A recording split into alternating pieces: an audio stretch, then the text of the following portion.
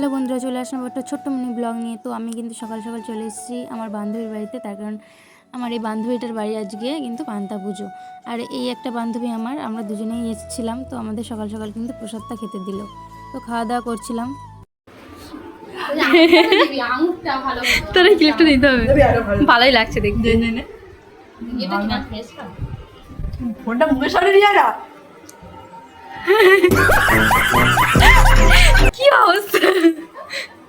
তো বন্ধুরা বিশ্বাস করো, আজকে কিন্তু এসে খুব এনজয় করছি, খুব হাসাহাসি করেছি। আমার এই বান্ধবীটা কিন্তু খুবই মজা করে, দেখলেই তো তোমরা সেটা।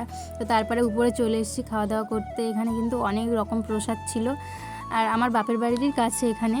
তারপর কিন্তু আমরা তিনজন খেতে বসে পড়েছি। তো আমার বান্ধবীটা কিন্তু অসম্ভব হাসে, তো আমরা আজকে এতটাই হেসেছি। তো দেখো, ও কিন্তু সারাক্ষণ হাসছে, আর আমারও কিন্তু এতটাই হাসি পাচ্ছে, আমি কিন্তু অটোমেটিক হাসছি। আর তার মধ্যে আমার বান্ধবীটা এতটাই করছে, দেখো ওর মাথা ধরে কীরকম করে দিল।